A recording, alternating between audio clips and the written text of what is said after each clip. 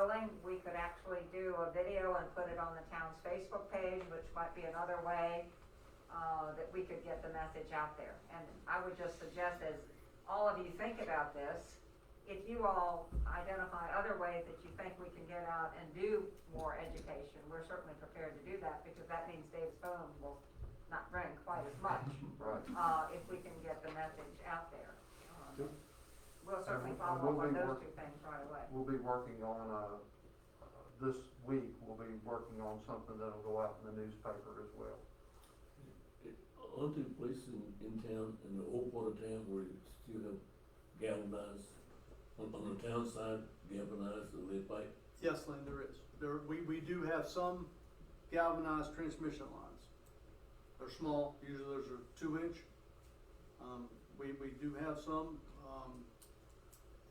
I'm trying to stay ahead of this whole game here a little bit, and I've got a consultant that's gonna be working with us, and if we can determine how many feet of galvanized pipe I have and where it's at, then we will be poised to jump on this money when it becomes available. Because the people that live in that area have a reading, and not their problems, the town side. That's right, but we have not seen lead numbers be elevated in any one part of town. And in particular, just to reiterate what he just said, some of the sections of town in particular that could have higher lead readings, they all, and I've got the results, they all came back less than 5 parts per billion. So, I mean, some of the, so that just indicates to me that, and we know our water is good going out there. Could it be a possible faucet in that home that caused that, something like that. But some of our highest risk areas, the numbers were excellent. So, like I said, we have corrosion inhibitors in the water. pH plays a factor. Everything that we were doing was perfect, and yet we had one extra exceedance, and it's caused us to get kicked up to many more samples. But to your point, Lane, I want to be ready, if we're gonna get free money to put in new pipe, then I want to make sure the town can take advantage of that. Right? So how thorough is that? And that's kind of was my question is, how well do we understand where we have, pipes in the system? It sounds like we clearly understand a couple places that, that we recognize this area or this place. So do we have a complete comprehensive understanding of, if I bought a house in the town of Pulaski, that you could backtrack what type of, what types of pipes were feeding that home, through the system? I We think know that first we could, currently. yes, So we already basically know exactly where and what type of I've gotta pipe we kinda have. get some of that data together, but yes, I think we could assume, and it may take, us going out and excavating some to see, to verify, and it may take us excavating on the back side of the meter to see what type of service line that people may have, be it galvanized or, they used to use a lead service line, lead pipe, so. And in 2024, they're gonna break it down. They want the inventory of what lines are in the ground. There's gonna be 4 main things. There'll be lead, galvanized, non-lead, and unknown. Well, the only one that's gonna be treated as acceptable would be the non-lead. The other 3 will all be treated like their lead service lines. And they would be, able to get the monies to be replaced. I agree with, and thank you for that, David, that's good information. I agree with what your suggestion, paper, social media, however we get it out with the video.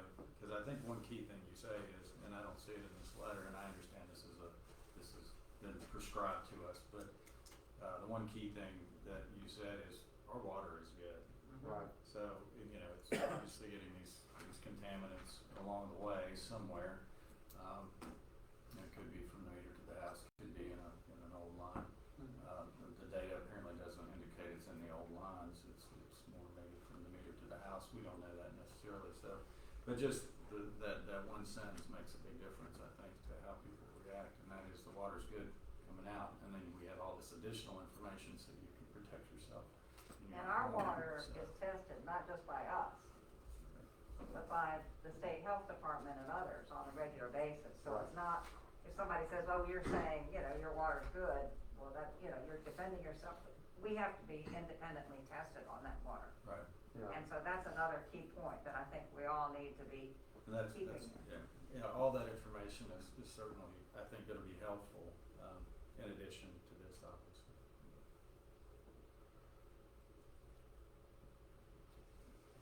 Okay, any other questions? I have one, and just because I happen to be there. I was up at Gatewood recently, Huh? and the reservoir is lower than I've ever seen it.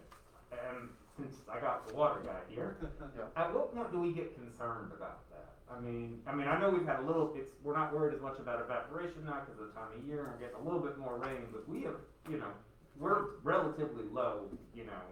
We are, I shot it 2 weeks ago, and really the only way to really gauge it is to shoot an elevation on it. Right. I can tell you, I have not made it back up there to do that. When I shot it, we were, I think, 7 feet down, which is pretty normal for this time of year when I look back at the records. Is it? Okay.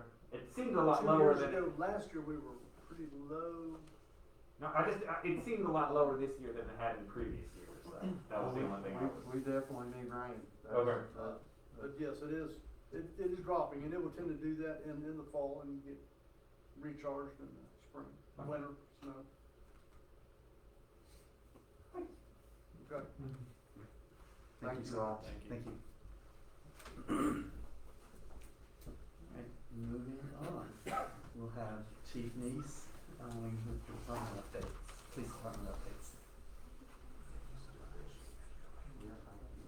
And Chief Dees had, her teeth worked on today, so she told me she was maybe still numb. I don't know if she's using that as an excuse or she really still has a numb I don't now. think I'm numb anymore. I'm feeling it a little bit. Yeah, so if I'm a little droopy, sorry. I may have to take this off just so I can function. I apologize. Ms. Bertram wanted me to give you guys an update on some of the things, and this might be repetitive for me. You might hear some of it, but some of it's gonna be new. So brace yourself. Good Might stuff, be so here hear it again. I want to start with some of the personnel things that have changed and some of the things that are moving forward. Like I said, some of this might be repetitive. We've promoted 5 people since June 1st. And just to put this in perspective, we promoted 10 people since October of last year. So we're all brand new and newly promoted and moving along together. We have 2 officers that have completed the field training program. So they're on the street by themselves, doing a good job. We have 2 officers that just graduated the basic academy. I think you guys just met them a couple weeks ago. And they just started the 16-week field training program. Seem to be doing well. We hired a new community resource specialist, Sonia Ramsey, and she's just really hit the ground running. I don't know if you've seen our social media. I have nothing to do with that at all. Don't even have social media, and I think she's just been doing a fabulous job. I hope you guys think so as well. You met Juno, our newest canine officer, and she will be going to school in January, and then she'll be attending a school in March for tracking. So I know that was so it'll be the narcotic certification in January, and then it'll be the tracking certification we're looking to try to get in March. We just finished our corporal promotion process, so we'll be promoting 2 more people in the very near future. From that pool of applicants, we're currently running an officer applicant process, and we're hoping to hire 2 new officers for the January 2022 academy. So we're kind of down to the wire on that, but we've been working really hard on trying to get those backgrounds done. So our personnel, I hope you've noticed, maybe you haven't, I don't know, but they're trying to kind of engage more with the community and the businesses as our call volume permits. We've been a little bit busy. We've been trying to be really active with foot patrols. We've been encouraging them to get out of the cars. During COVID, we encouraged them to stay in the car. So now we're having to break that habit and get out of the car and engage with folks. So it's coming along. I mentioned social media, and we're trying to put more information out, more of the programs we're trying to start. Hopefully folks are being informed, because I'm not sure that was happening during kind of the interim phase there. So hopefully we're back on board with that. Our supervisors, they've been working on some new projects. The town has a payroll software, and we as supervisors, have never done our own payroll. We really were actually doing it on paper. I don't know if you guys, literally on paper and turning it in. So our supervisors have been trained, and they're now doing all of the scheduling and all the payroll themselves for their own people and sending it up to HR, and that seems to be working out well so far. So that's new. You've noticed the grooming standards we changed, which you guys have all approved for us, and we appreciate the beards and the tattoos and all that, and it's gotten a lot of hype, but I will tell you that I do think that our folks really appreciate it. I know the guys really appreciate being able to let the beard grow a little bit, and I personally appreciate the tattoo situation, so just from my perspective, I think that's been a really good morale booster. I don't know if you've heard that from anyone, but I've heard that. I know Ms. Bertram's heard it, and some of the folks in town have heard that as well. We've changed a little bit of the uniform. We used to have rank on our, right underneath the patch, and so we've decided to go to the lapel rank. For a couple of reasons. It actually saves money, because every time we put that rank on the sleeve and we had to try to take it off when we promoted 10 people, we couldn't use those uniforms anymore. It really started to kind of cost us a lot of money in uniforms. So we've switched, and hopefully on the front end it's going to cost us a little bit going forward, but on the back end of that, when we start promoting folks like we have been, it should be a lot cheaper for us to manage our uniforms, which can be damaged pretty quickly, as some of you probably know.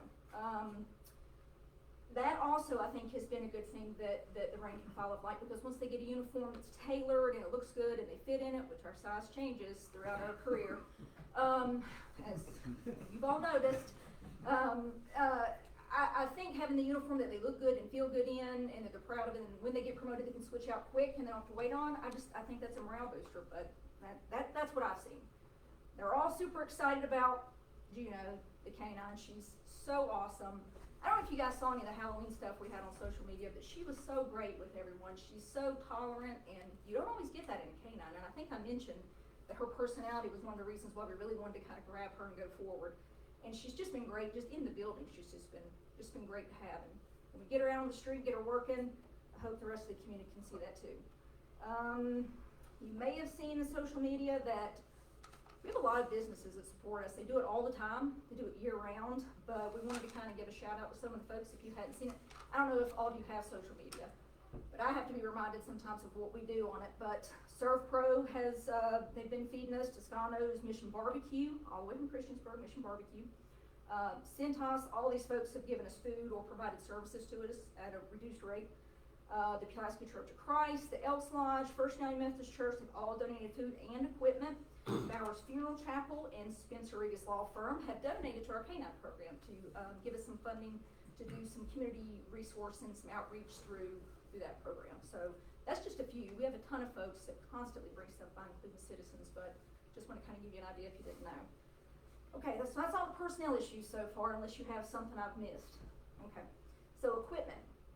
We ordered a brand new UTV with the ARPA money, and I'm sure you guys probably know about that or were briefed about it, but we kind of have we don't really fit neatly into those groups that that money was designed for, but we do have the trails, we do have Gatewood, and we do have the mountain up on the range that we do have to patrol, and so the UTV was going to be really helpful for us to be able to get in those spots we can't get our cars in. You've seen our cars, some of them are low. Only a handful of us have SUVs, so this will be a good way for us to get in those spots quicker, safer. And we can also use these in search and rescue if needed. Maybe the fire department or other departments might be able to use them. So we're looking forward to getting that. I don't know when we're going to get it. Looking forward to getting it. The trailer, we tried to order a trailer so we could haul it, but they wouldn't sell us one. So there's a product shortage. And so we just backed off. I know it's crazy, isn't it? We wanted to spend money, we couldn't spend it. So we backed off of that. Hopefully we'll look at that again in July, and maybe we'll be able to get a trailer to haul it around. Who would, I mean, the trailer, is it the company deal So with we went through Polaris in Fairlawn, I believe, and they actually had some orders that they couldn't get filled either. And I don't think it was the company. I think they're just having trouble getting the materials. Right. And maybe even putting it together. That we tried for a couple months, and then finally we just said, you know what, we're just gonna utilize this money elsewhere. We couldn't get one either. Couldn't get one, good. In West Dodge, I think we tried Lowe's and Home Depot. He said July. Yeah, so, and then we're looking again in July anyway to see what other programs that we might be able to benefit with that money from. Like I said, we fit in kind of a small niche, so we'll try again and hopefully we can get a trailer, because I do think for the UTV that we ordered, we're gonna need it. so. Okay. So I gave you the bad news about the trailer. Oh, we were able to order, new equipment for Project Lifesaver. I don't know if you guys remember that Project Lifesaver, it was a program we did for a long time, and Megan Jennings did it quite a bit. So, it's a program where if you have folks who are suffering from Alzheimer's, dementia, or maybe someone who's suffering from autism and they tend to walk off, so it's a program where we can help locate them if they become in a situation where they're lost and we can't find them. So Project Lifesaver upgraded their equipment. We had some old equipment, and they upgraded it, and so we were able through the ARPA funds to purchase some new equipment, and we're looking at doing the training and getting the fire department involved in that in January. So I hope to be able to kick that off soon. We've upgraded the phone systems, and I want to mention this because the police department's a little different. There's the phone number, and then there's the automated system, and we try to go into the automated system like the county has, so that you can be directed to the right division, like if you wanna speak with someone in admin, or you wanna speak with someone in records. Hopefully, we're trying to cut the time down so folks aren't given the runaround. If you hear any feedback from anyone saying it's not working, would you let us know? We've had a few kinks here and there. I think one of our phones wasn't hooked up at one point. So that's something new, and we're hoping that it streamlines the process for folks being able to get in touch with us. And please, any of the citizens, if you have a problem, let us know, because we don't call ourselves. So we're gonna rely on people to let us know our phones aren't working.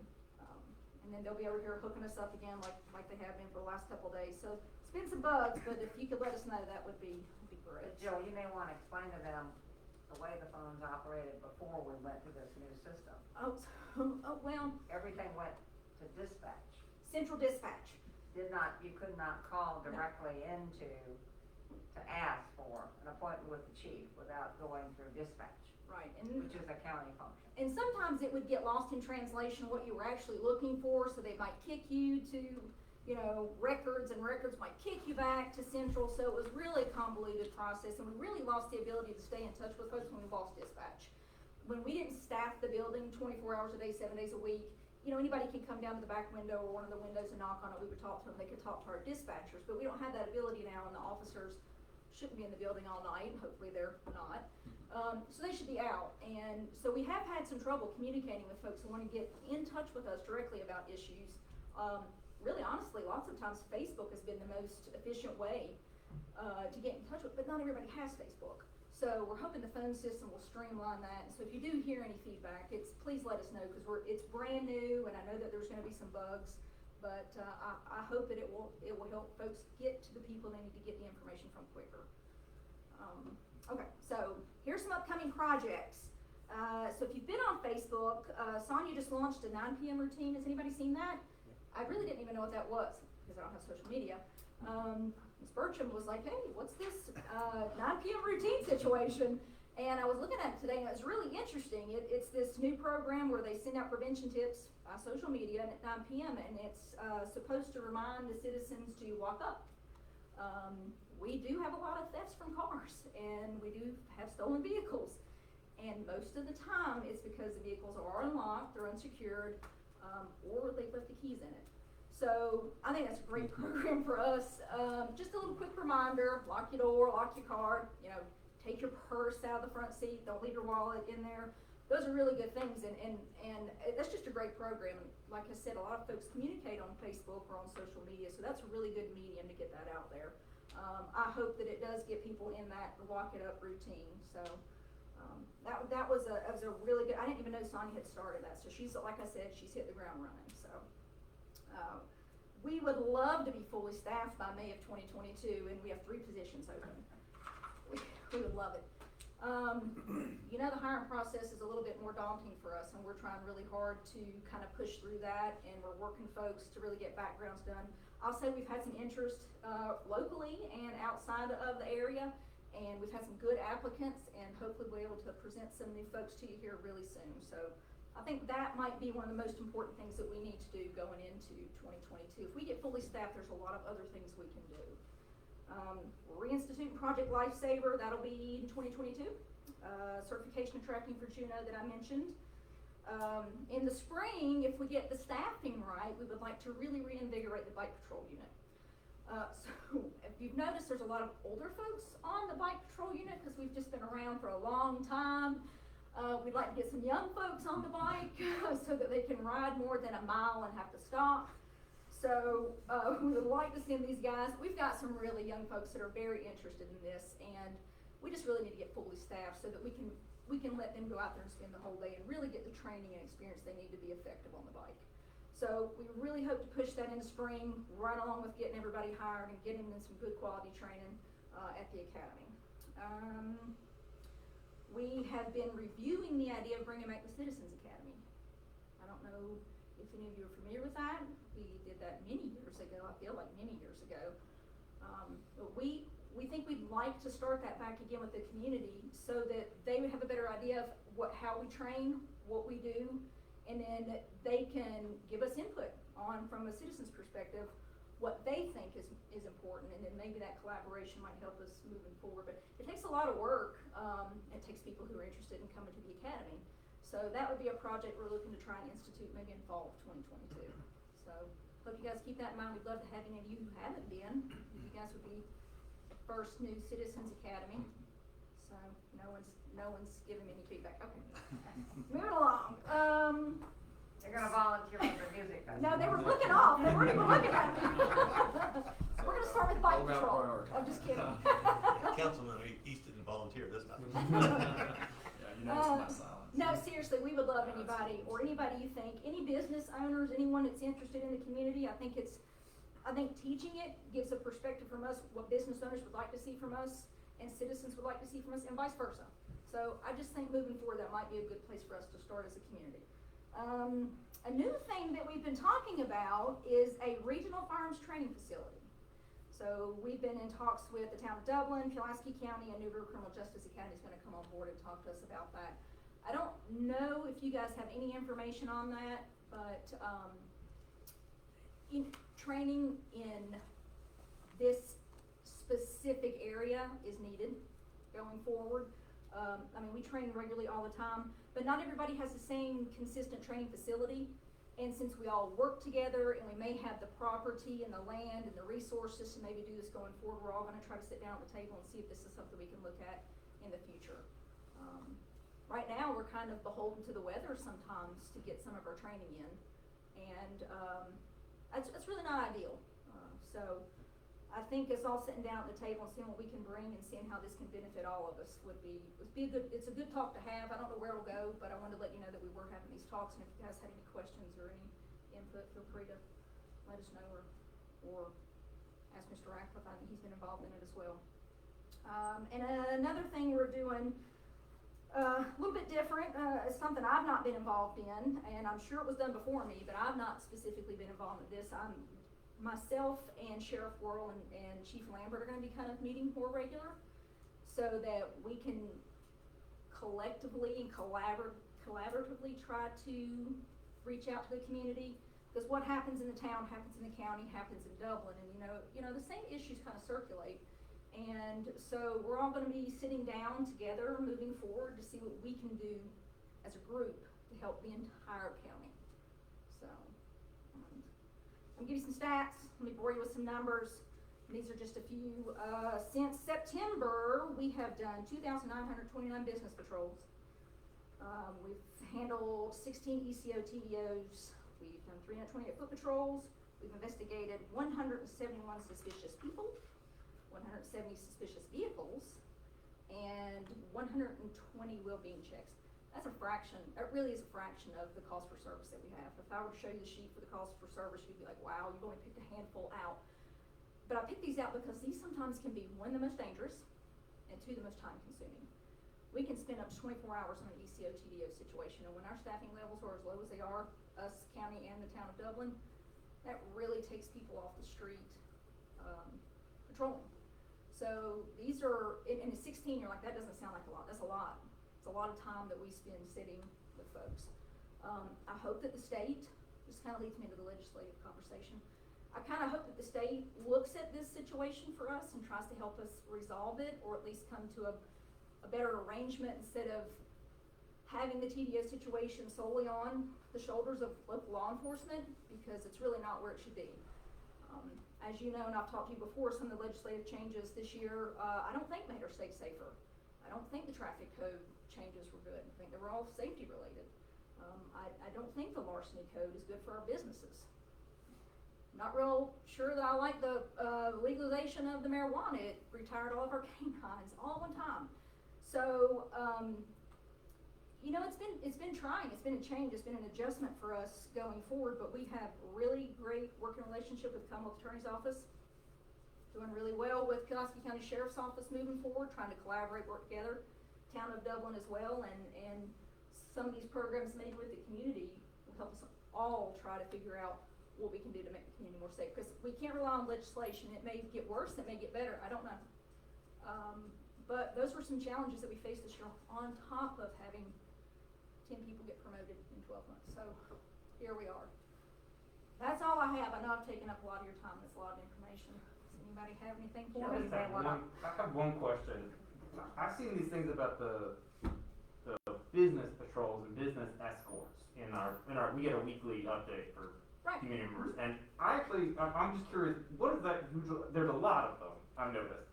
So what is that? Is that like something that you get called for, or is that something you do? I mean, how does that? I'm just sort of curious what that means, because it just seems like it takes up a lot of your time. So It's a lot. So there are a couple of different types of business patrols. We do escorts for Okay. banks for the town. We do escorts for those folks. We've done them for banks for a long time. And the business patrols that you're looking at are mainly conducted on midnight. They're going around, they're driving through the parking lots, they're trying to check for busted windows, open doors, things of that nature. That's why there's so many of them, because they do, in each beat, they have a certain area that they're supposed to check after hours. And so they do try to hit almost every business in town. okay, so that is just sort of like when businesses are closed to check on them. Yeah. Okay, it's not like a specific call for service at that business. Right, when it says business patrol, it is specifically, we're just patrolling. Now, there are a lot of calls for service that are at businesses that Right. might be under a different Sure. label, but right, that's what that is. That's just proactive patrolling, that's what it Gotcha. is. Chief, I know you wanted to be here tonight, not home with Frank, I know that, you just good job. But anyway, I just want you to know how some of the council's been up here for a long time, how refreshing it is to have you here tonight. But I don't know that you know that you are getting, a lot of, notoriety throughout Southwest Virginia and the police department. I was at the Galax today at a firing range, a couple people say, hey, where you from? People ask you, hey, you know, y'all got your new chief down there, didn't you? I said, yeah, you got a new chief. So don't think that you're not noticed. You are being noticed. It's not the big things in life that makes you happy. When other departments learn this, it's sometimes the small things, not the big things. It ain't always about the money. It's nice, but it ain't always about it. Pay somebody very well, but if they don't like what they're doing, it don't matter. I would agree with So, you on that. You just, it's very refreshing. I don't know who I think you said what's the lady's name that's doing the web pages? Oh, Sonia Ramsey. Yeah, I read that. She's doing a really good She's job. really Yeah, she's doing a really good job. Seems like, you know, I get to speak to you officers, you know, you remember police officers speak to police officers, not necessarily sheriffs, not necessarily sheriffs. We speak to each other.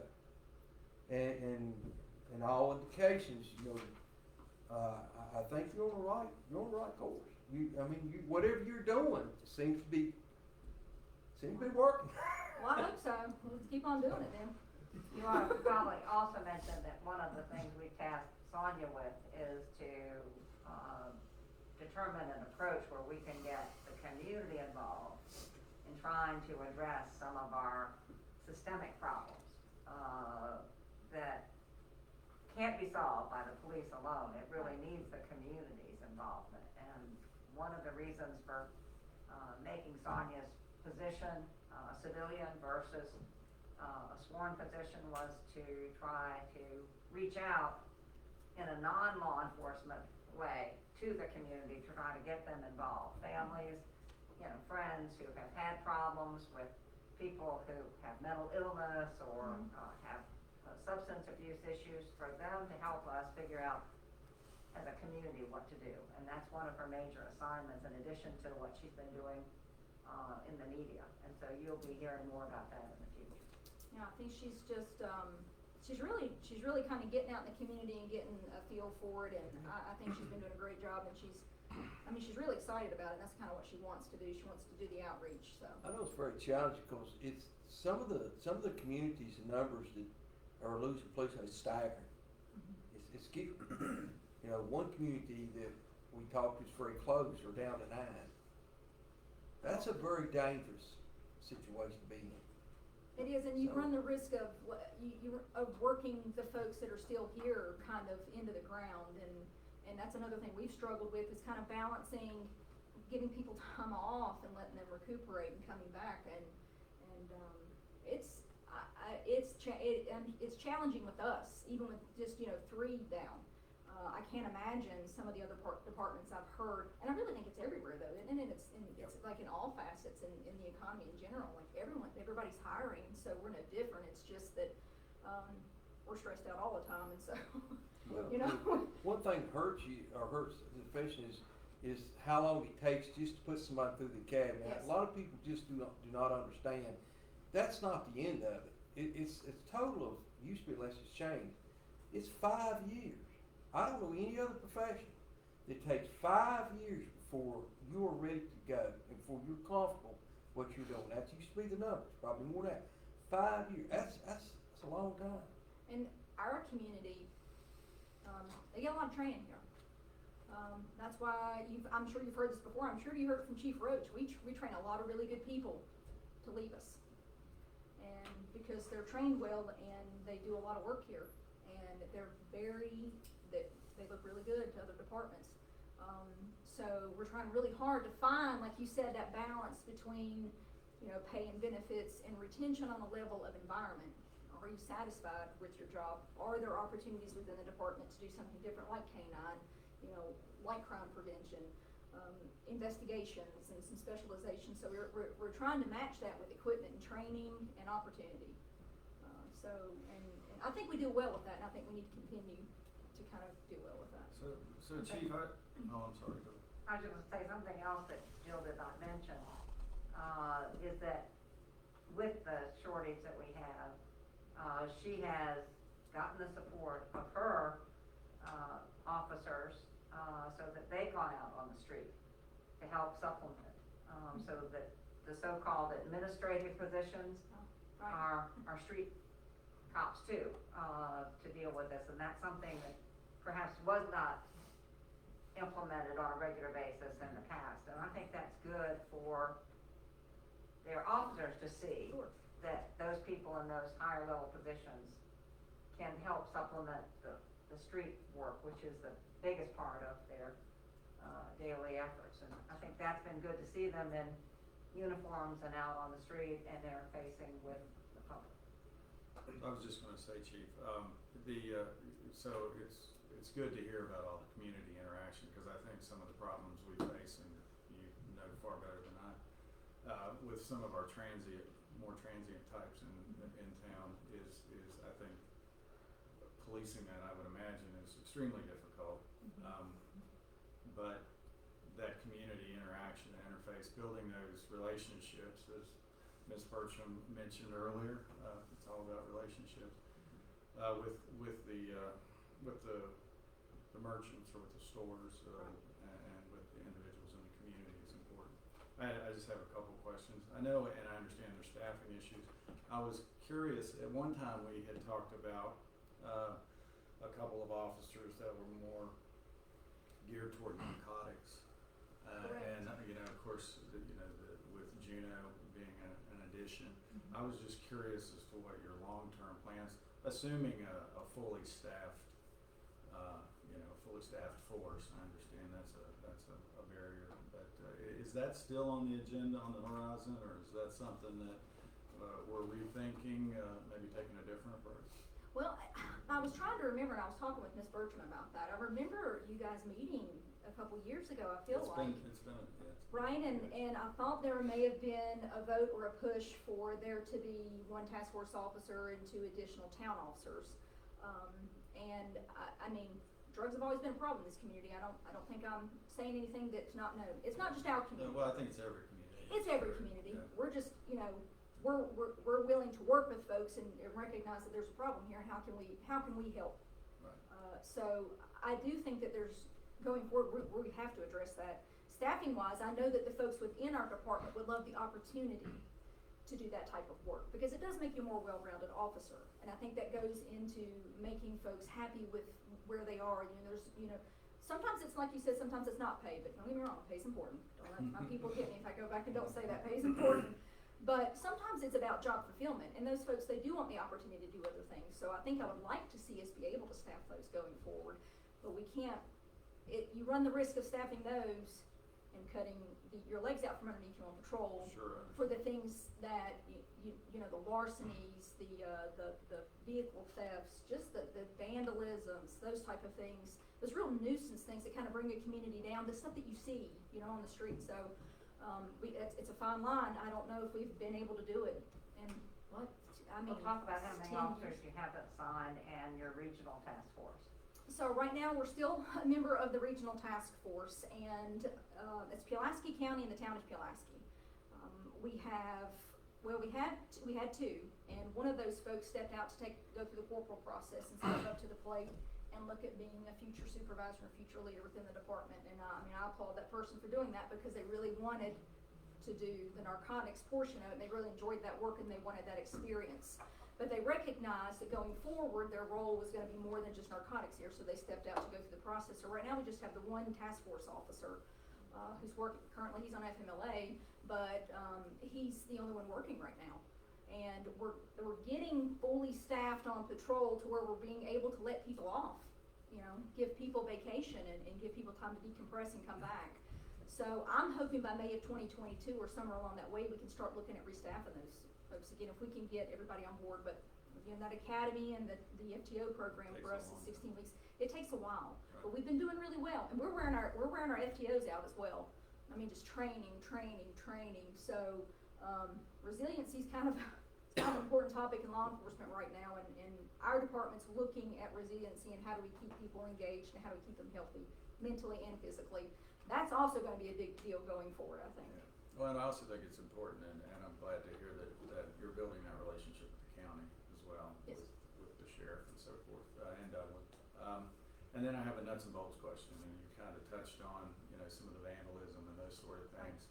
We have talked, in the past about, cameras, strategically located throughout the town.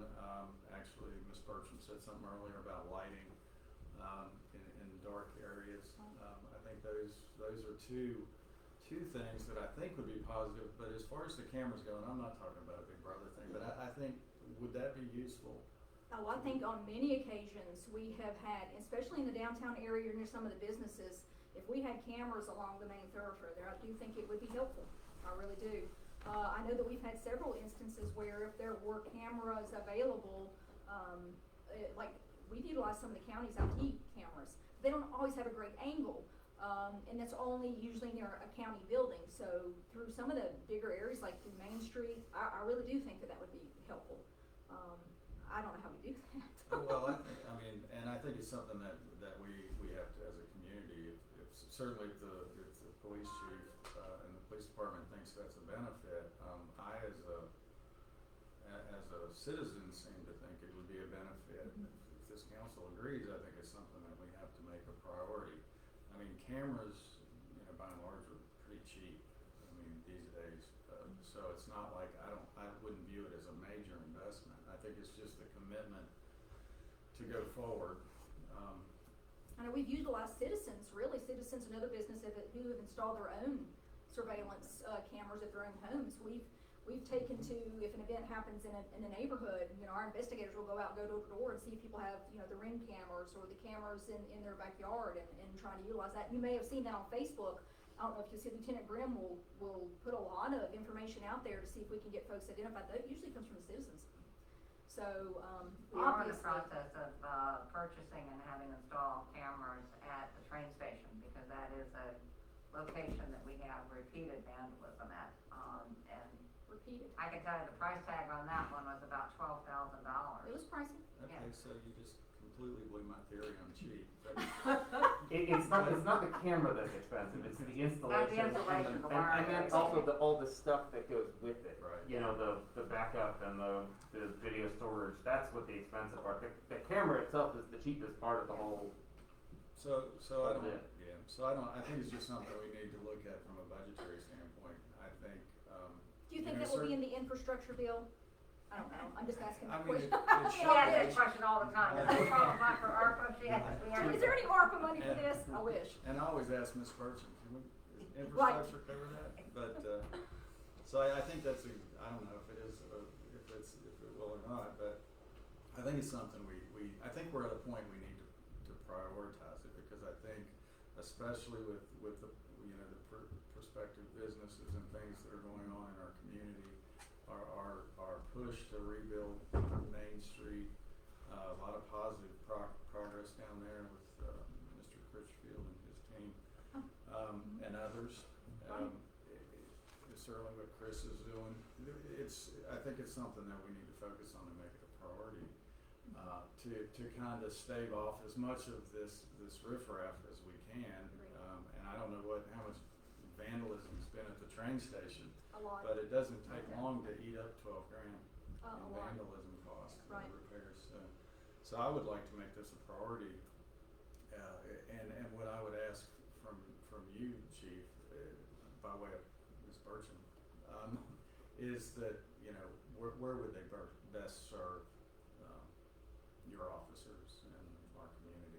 So, And just and off you the don't top have of to my answer head. that now, but if Off the top of my head, I would think downtown would be a good one, but I do think that we've got enough of an opportunity to do some data-driven look at that and give you, you know, doing it piecemeal would be one way to look at it, instead of maybe trying to do a lot, but maybe start to, like, the train station is a good example of one that was a hotspot.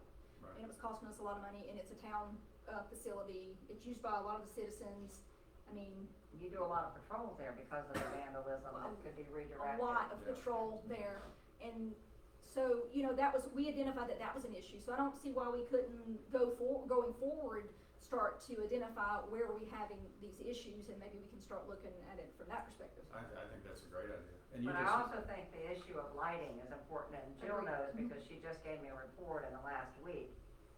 And I had asked for this previously as well. I wanted identified every street light that was out in this town.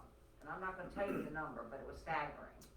Even though they'd been reported, individually at different times by police or neighbors or what have you. Bill and I met yesterday with one of the AEP representatives to say, we want this fixed. And you all have heard me say we've already made the request to get additional lighting on East Main, as it's coming into town. And I do think if we could get the town properly lit, that would be a beginning, and then looking at the data to see where additional resources like cameras might be necessary. But, What was the response you got from Adrian? I'm sorry? What was the response you got on the lights? Well, I told them I wanted it done by Christmas. I don't think I'll get that wish. But they said they would get on it right away, so. I think you're right. I couldn't agree more with the lighting, and I know you. I think we mentioned that start before. there, and then if that does not help, because well-trafficked and well-lit areas are the ones that have reduced crime. Yeah, and I Where think, you have the dark spots and you have little traffic. I think in the and I think the downtown area falls into that, which you had mentioned Main Street as far as cameras are concerned. You know, Main Street after hours is pretty secluded at times. You know, you see people randomly. But I think that I would agree that might be a good place to start, a hotspot. Yeah, I can think of a couple of really big events that we've had, some break-ins, just over the course of the years, and they've just thought, wow, it'd be really great. Mr. Critchfield may have even helped us with some video at one point on some of those. Our camera caught the person who broke into the pawn shop. Yep, that's, Okay. yeah. But So, I'm gonna yeah. say, what Darlene was saying is, if you don't have lights at night, the cameras aren't gonna pick up. And that's good. So it's. Well, and in talking with the AP representative, we asked for, this latest lighting system, which is the LEDs, and any new light that is put in, so evidently these ones that they're gonna install for us that I requested on East Main will be LEDs. And then we can make a request, there's a slight upcharge, if we want, the older version replaced with LED. And so I think in addition to having all the lights work. We may need to be evaluating the kind of light fixture. Is that a flat rate regardless of the, on the light fixture? It is, in terms of what we pay on a monthly basis, Right. yes, sir. So, yeah, so both of those things, I'd love to see us, pursue that and kinda nail it down and figure out, And let me just say, What you know, where to start. Chief Neese inherited a budget that she had absolutely no input on, and she has been a very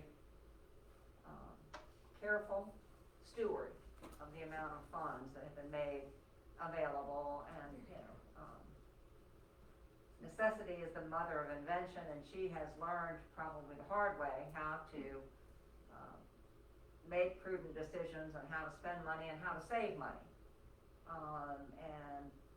She really, in my opinion, is to be commended for doing that. She's got a tight budget this year, but she's also finding ways that perhaps money can be better spent than the way it has in the past. So I think what you'll see as a budget request for the police department next year will be, you know, very well thought out, and will obviously take into account the priorities as the council identifies them, as well as the way the employees identify, because she's involved them in just about every step of the way ever since she inherited a budget, which I think is a bottoms-up approach that we need to be using. And the lapel, pin idea, which is a really great idea. I believe that might have been Sergeant Waddell's or Lieutenant Parmley's, just the folks that are in that and know it, were like, hey, you know, we could do this, and so Yeah, it was makes- them. Makes a lot of sense. So a lot of them have really good ideas that there's been some input in, and I mean, it's their department, you know, in my opinion, and it's the citizens' department, so we just all to come together and figure out how to do it right going forward, but you got great people down there, they got great ideas, so. Well, thank you very much, Chief, for answering those questions. Thank you. Thank you. Thanks. Alright, so with that, we'll move to resolution 2021-51, the appropriating grant and loan funds. If someone would like to make a, And Mr. Mayor, I did provide you all with a corrected version of that resolution. I didn't see anything different. Well, the first one said it Well, was, I it said it was missing the three, did. so it's $368,841. Okay.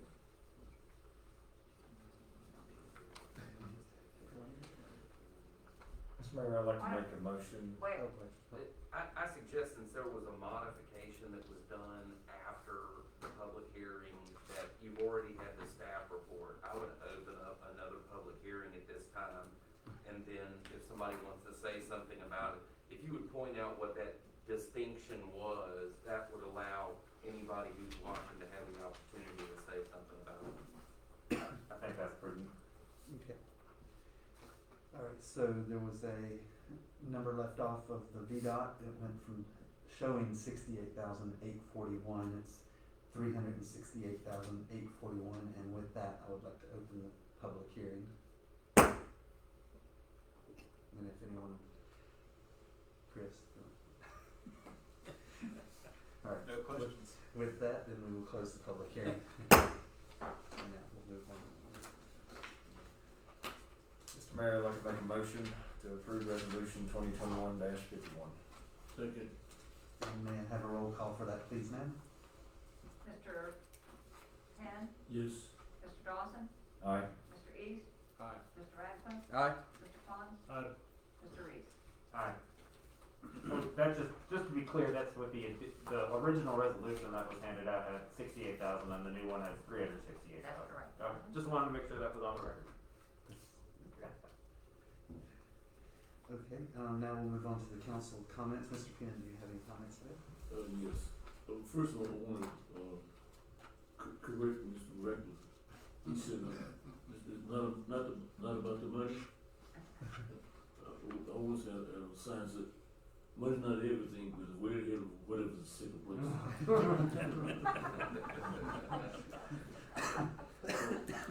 One thing, I hope the bill, Petticoat would be here.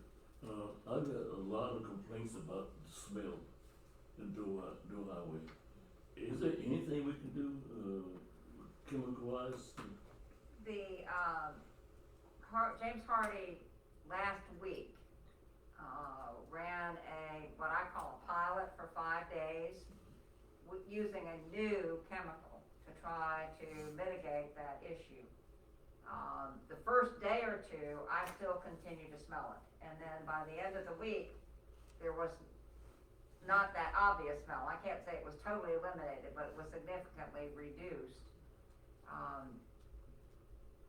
Bill is supposed to be meeting with the James Hardy people as well as the plant people, I think it's tomorrow, to talk about how that is to be, continued or what is their next step. But I can assure you that we were calling James Hardy every time we had a concern with that, and it's really not anything that the town can do, except that we can get on James Hardy, and continue, and I've said, you can come sit there if you need to, to smell what our citizens are smelling. But I don't know if the cold weather or the cooler weather is helping or not. It's something we'll have to see over time, but we have not had the smell over the weekend or so far this week. I noticed when it's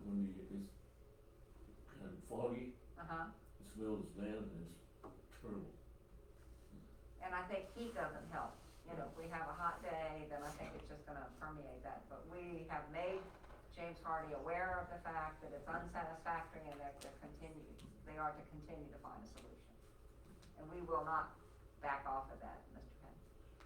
One other thing, most of you know about, Clark Wallcraft retired from, Pepper Ferry. As of, October 31st, he retired. And, Ryan Newman has taken over as the, director, and he would not have a deputy, which would save us about $150,000 a year. So, he's gonna move on, and he invites anybody to come in and have, take a tour of that, but then be glad to share that with you. That's all I have. Alrighty. We'll move on to Mr. Dawson.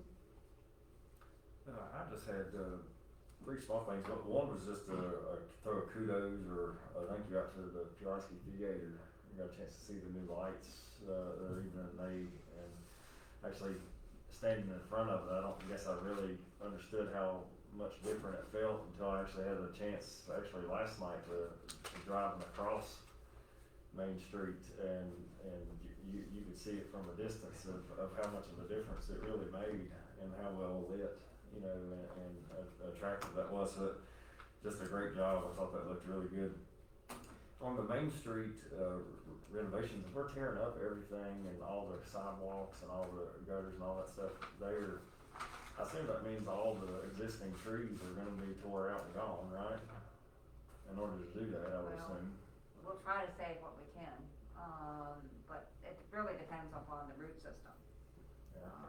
Yeah, that's what just me thinking about it, I couldn't imagine that these old trees would be able to survive that process. Do we have a hardened plan on and I assume we do, the reconstruction of Main Street once it's. As Bill mentioned, he's got proposals coming in for that design. So Because we don't have it in hand yet, but the plan, as we submitted for the 2 grants to VDOT, was to use, their money for improvements to the curb gutter and sidewalk and the paving. But obviously, we're tearing up the current paving in order to put the water line in. But we'll try to save as many trees as we can, but I'm not confident that all of them will be. Well, those But, trees- we cut them back considerably last year, and everybody thought that we were gonna burn them, and now they've come back. So they're hardier than we can imagine. I understand, though, that we have, and I won't remember the name correctly, we have a very, very old and one of a few of a kind trees that's on the, trail. And it looks like we're gonna have to finally remove it, most of it is It's that willow tree at Willow the tree. train station Yeah. playground, yeah. It's, It's in really bad shape. it is. As willow trees tend to do, they tend to fall apart in pieces. I guess the only purpose of bringing it up is, you know, I wasn't sure how far we had gotten into the thought of, I know we're asking for designs, but if we've offered input into reimagining what that design looks like, you know, obviously, you know, what is currently there and where there are places for trees to be planted was designed an awful long time ago, you know, and, Well, and one thing that, we will ask, whatever consultant we hire to do is to kind of give us some options as to how that could be reconfigured. If we had a little bit wider sidewalks, you could have outdoor dining. Not a lot of tables, but enough, you know, for comfortable 2 or 3 tables at some of the restaurants that we have and maybe even future restaurants. But you have to maintain a certain distance for handicapped accessibility on the sidewalks, which is why we have to occasionally get after people when they put those sandwich boards up, you know, marketing. But I can make sure that as we get designs, those come back to the council for your input and reactions in terms of what you think could be done there. And certainly the fact that we have trees now doesn't necessarily dictate that we have to have trees in the future. I'm just not certain, that those are, and I think there have been previous discussion, I'm not certain those are the right trees necessarily. Their root systems are pushing out the grades and then they. And that was trip my hazards. experience in a previous place. We actually removed them all and put a different kind of tree in when we replaced trees and didn't put in as many. You space them differently Right. too. And then plus they were growing so big that they were getting into the facade, Yeah. so. I think there was a study done years ago because Doug that works for me was talking about it and said they did a study, or there is studies out there of what trees work best in that area and what would stay, you know, not get so large. And how they so- grow, because Mhm. some of them grow like cones versus Yeah, spreading some of them. out, and that can make a big difference in terms of visibility of your businesses along the way. And our north side of Main Street is pretty close to having enough it wouldn't need a lot for seating because it is wider, I noticed, when we Well, it walk. certainly appears wider, but I had somebody, was it you one day that I said you'll lay down on the sidewalk because I wanted it, because it needs. I did actually go out and Yeah, because it did give the appearance that the north side was wider than the south side. What kind of manager are you? You know, you She do what you recruits have to do everyone. because- that's good delegation. But, you know, isn't it nice that people cooperate? That is, that's awesome. It's my winning personality. I thought you decked him and he was just laying across. And the last question I actually had was actually in regards to the change of the phones with the police station. Does that change any aspect of our need or relationship, with the dispatch itself? No, and I had under my comments to tell you all about, the long-awaited, phone system. Because I think I did share with the council months ago, our plan to move to the county system, which moves over our internet, saves us a considerable amount of money, has direct access to people to maintain that phone system, whereas our previous system, we had people in Texas who took forever to return a phone call and then charged us $55 every time we called them if there was a problem, and they never seemed to correct the problems. So now we have one provider, and that is the county. And what that allowed us to do was to change the way our whole system operated. The police department and the town, up until this new system, never had a way for people to know what number to call back to if they got a call, because every call that went out always showed the same number going out. We can now have a directory system on both the town's number as well as the police number that directs people and says, if you want to speak to the town engineer, this is the number you dial. If you wanna talk to the town manager's office, if you wanna talk to the mayor, this is what you dial. It also has a message that tells people after hours, on nights, weekends, and holidays, who to call. and it says to call dispatch, and they will get the appropriate person to respond to your complaint. And we give them the non-emergency number for that, so that it doesn't tie up the 911 system. As we said, earlier in Jill's remarks, we put a similar message on a main number that is now, will be published as the police department. It'll go to the police department and not to dispatch. And it'll actually relieve dispatch of some calls from the standpoint of people being able to call in directly and ask to speak to the chief or to the crime prevention person or whatever it is, to the desk sergeant, to records, whereas all those calls in the past were directed to dispatch, who then had to call someone back or send an email or make a call. So it actually should relieve some of that. Sounds like a positive change, Well, and it saves us quite a bit. which is even better. The system will pay for itself in less than a year, and then we're going to surplus our old phones, so they'll go into, either our next gov sale, or we'll go back to the company that we purchased them from, and they may want to buy them, as backups or repurposed, so, it's a win-win for us. Sounds like it. So, Thank you. And she also told me that all the after hours were sent to me now, so. That, you told me that you wanted No, them. I said they already come. Councilman Easton. no, thank you, Mr. Mayor. Okay. Go ahead. I just have a couple things. Washington Avenue, we've had two houses that I guess it's been finally put these people out because they're not paying.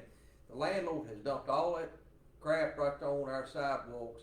Would you get a hold of Mr. Sweet up there, get a hold I of did Josh today. Coleman, get a hold of Mr. Woodyard, and see if we can get that stuff up. It's been there about 4 weeks. I called the, Yeah, Carla was supposed to check it again today, and let me know, and if it still had not been moved, then I was gonna call, Here's the issue Jared, now. because the county has to pick it up, Correct. and the county will not pick it up unless they have somebody to bill. And Carla has given them the contact information for those individuals, as well as cited the people who put it out there. Yeah. It's still there. It's awful. Look. It is as of today, okay, As well of then, this- And tomorrow I'll make my phone here's the call. problem you're gonna run into. If they put it under power lines, they ain't gonna pick it up. I can tell you that right now. So if they put that under power lines, bro, then the landlord is responsible to take it to the landfill now. Cause the crab truck can't get under there. so I called. It might be an issue. I called Jonathan Sweet's office today, and I talked to Anthony Akers about that very thing. Great. And he said that what should have happened was that the landlords should get a roll-off. They didn't do their part. So now, we're working on getting that other, but I did talk to someone today, so I did talk to Anthony today. So when so- we've cited them. Yeah, so he said it had to be cited and all that, so. Carla gave them the information because they won't, pick up those kind of set outs unless they have someone to bill. Yeah, sounds like talking. You already done? Yeah. Mr. Klein. Mr. Reese. Just wanted to say thanks for dealing with the smell issue on North High. I've got some complaints and I know you're working on it, so, and I have heard that it has gotten, it's not back to where it was, but it's much better than how it has been recently, so I think people appreciate that it's being worked on. And also, I was gonna say something about, streetlights being up, it looks like you're already handling, so I need to. Well, they've all been reported and we've certainly. Good, I just happened to notice a few, I was out a few nights ago and just noticed it. Well, everyone's taken everything that I wanted to ask, so, I'll just turn it on over to you, Darlene, so. Well, you all did that to me last time. Here, I wanna just, mention and remind you all, because we won't have another council meeting before then, the Christmas parade is on. It's gonna be December the 2nd at 7 p.m. I would also ask the council to consider canceling your January the 4th meeting. That's 2 days after the New Year, and many people take off that week between Christmas and New Year's. We could certainly get an agenda out to you all, but it's gonna be a very brief and short one, so I think if we just had one meeting in the month of January, that 2nd meeting, which would be the 18th. There's never a better blessing than a council meeting. Oh, really? And then I wanted to just, ask the council, because I believe you all have gotten letters, or emails from the Chamber of Commerce, interested in finding out if we have any legislative issues that they want to take on our behalf, to members of the General Assembly. There will be, as I understand it, the annual dinner meeting in mid to late January in Richmond, but in advance of that, if there are items that you all have that you're interested in, if you would get those to me, I'll be happy to see that Shannon puts them in there. And I would just remind most of you that we have the Chamber annual dinner on Thursday It's at 6. of this week at 6 o'clock at the Omni Place, Omni, yeah. as opposed to, I guess, the Volvo station that they use in town. From a legislative standpoint, I know, our chief brought up several things that were concerning for our town that might be worth sending their way.